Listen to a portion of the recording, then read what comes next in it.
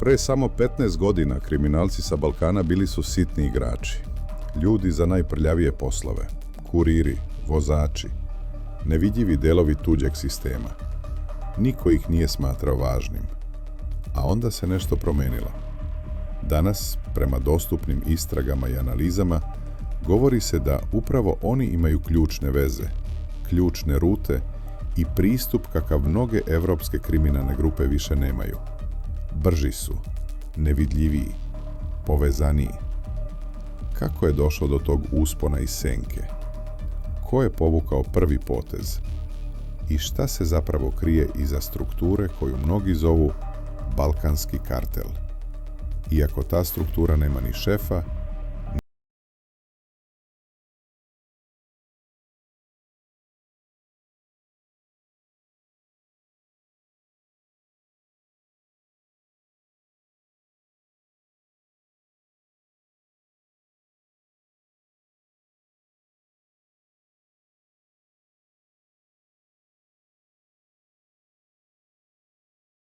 nisu hteli da rade. Poslove bez slave, bez moći, bez zaštite. U to vreme tržištem kokaina u Evropi dominirale su druge grupe, pre svega italijanske, španske i južnoameričke mreže. One su imale kontakte, novac i pristup izvoru. Balkanske grupe su imale nešto drugo. Ljude koji su spremni da ćute, da rizikuju i da rade bez pitanja. Zato su često korišćeni kao kuriri, vozači, čuvari, logistika u senci, ljudi za jednokratne zadatke. Ako posao uspe, niko ne zna ko su. Ako propadne, oni su prvi koji padaju. Postoji razlog zašto su balkanske grupe uopšte ušle u tu priču. Ratovi 90-ih ostavili su region u specifičnom stanju. Ljudi naviknuti na haos, granice koje se lako prelaze, oružje koje je svima poznato i jedna važna osobina – snalažljivost. Za kriminalne mreže sa zapada, Balkan je bio idealan bazen radne snage. Ljudi koji ne postavljaju pitanja,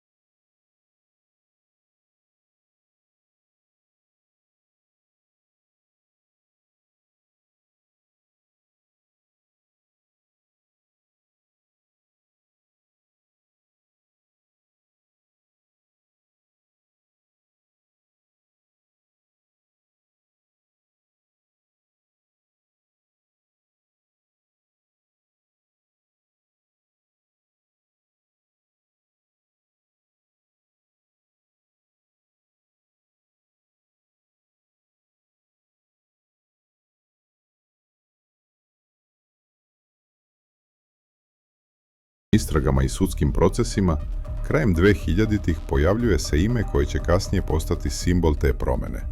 Darko Šarić. Njegova uloga nije bila ulična, nije bio vođa bande. Njegova snaga bila je u organizaciji i u ideji koja je tada delovala skoro nezamislivo. Direktna veza između Balkana i Južne Amerike. Do tada, balkanske grupe su bile vezane za evropske posrednike. Šarićev potez je bio drugačiji. Prema istragama, njegova mreža uspostavlja direktne veze sa proizvođačima i distributerima u Južnoj Americi.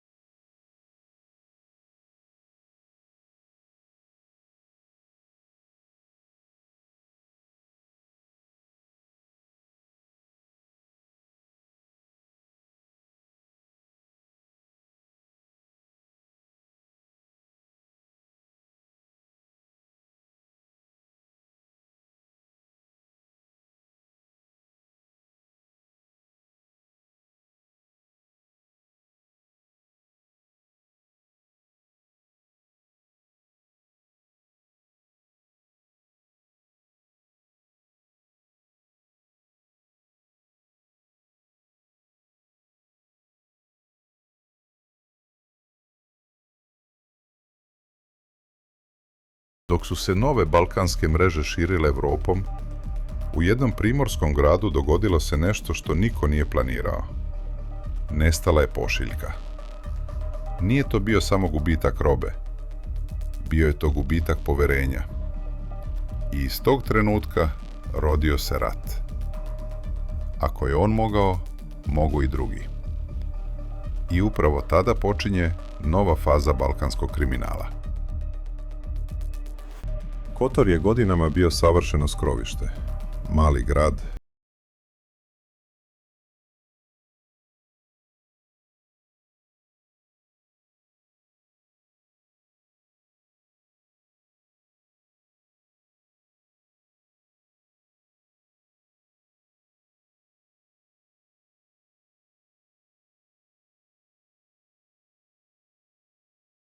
u početku imao snažnu poziciju u lancu trgovine. Jedna od ključnih figura bio je Jovan Vukotić, čovjek koji je u tom trenutku važio za centralnu figuru klana. Njegov stil bio je zatvoren, malo javnosti,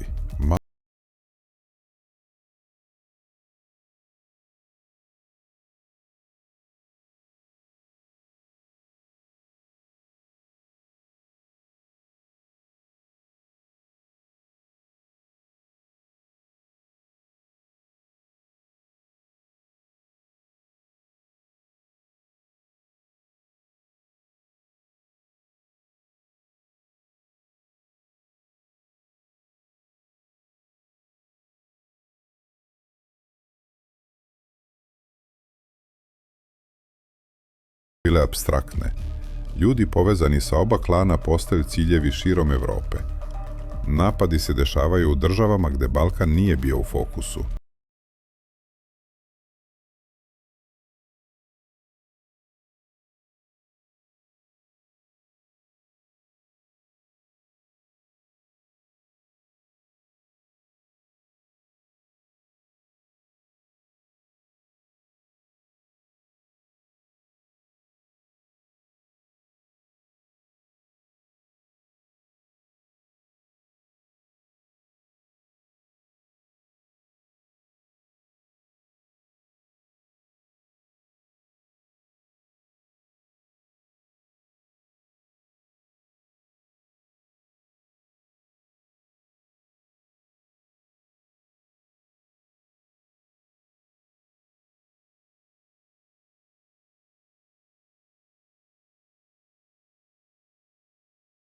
je doneo pobednika, ali je doneo nešto drugo. Novi model kriminala. Model bez centra, bez hijerarhije, bez jasne mete. Ako pokušate da pronađete vođu balkanskog kartela, nećete ga naći. Ako tražite jednu organizaciju, ne postoji. Ako očekujete hijerarhiju, razočarat ćete se. Jer ono što se danas naziva balkanskim kartelom nije kartel u klasičnom smislu. To je sistem.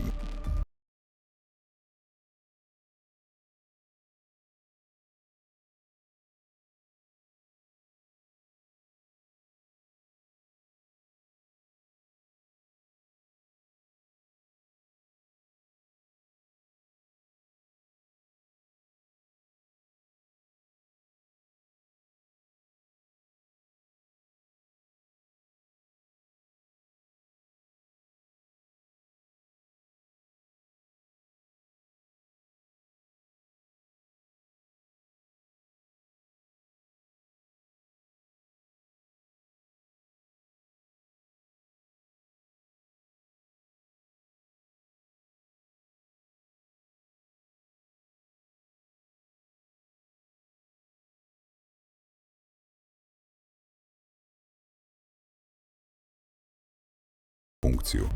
Ništa nije slučajno. U posljednjih 10 godina albanske kriminalne grupe igraju sve veću ulogu u ovom sistemu. Prema međunarodnim izveštajima one se posebno ističu u logistici, distribuciji, kontroli pojedinih tržišta. Njihova snaga leži u porodičnim vezama, jeziku i zatvorenim krugovima poverenja. To ih čini izuzetno otpornim na infiltraciju. Ovaj sistem ne pripada jednoj naciji. Srpske i crnogorske grupe često se povezuju sa organizacijom i međunarodnim kontaktima. Bosanske mreže sa regionalnim povezivanjem i logistikom. Hrvatske sa pristupom EU infrastrukturi i lukama. Svako zauzima deo lanca. To nije savez iz lojalnosti. To je savez iz interesa. Evropske službe suočavaju se sa nekoliko problema. Svaka država vidi samo deo slike. Međunarodna saradnja je spora. Pravni sistemi su različiti. Ljudi se brzo zamenjuju. Dok se jedan slučaj vodi godinama, mreža se već prilagodila. Ovo nije borba protiv ljudi. Ovo je borba protiv modela. Ogroman novac omogućava sistemu da opstane. Ne kroz bahatost, već kroz tišinu.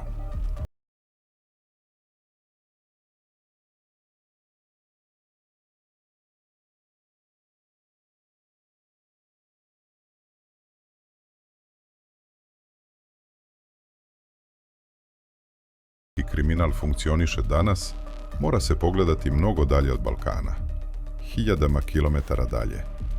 Jer ni jedna mreža u Evropi, bez obzira koliko bila organizovana, ne može postupiti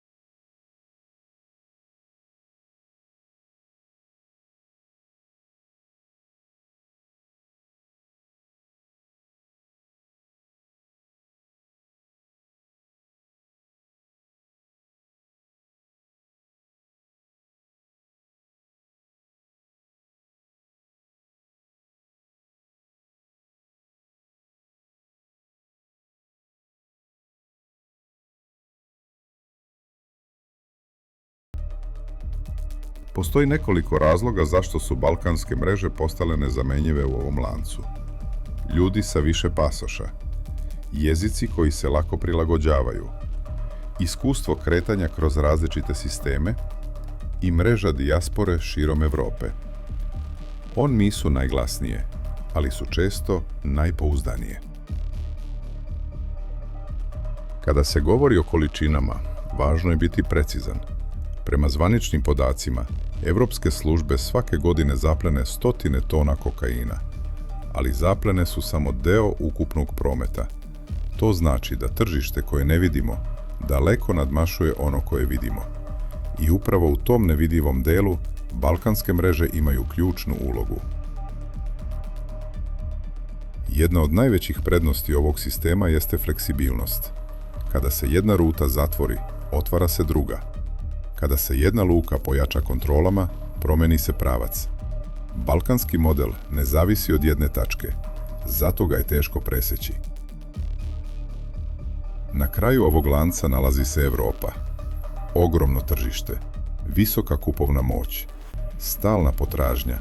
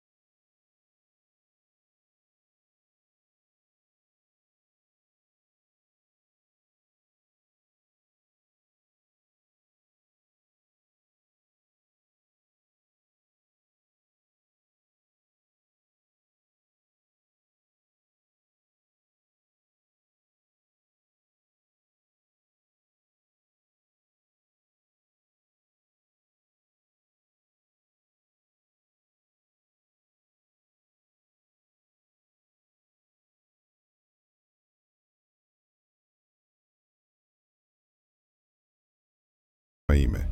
Možda nema šefa, možda nema zastavu, ali ima nešto mnogo opasnije. Ima strpljenje.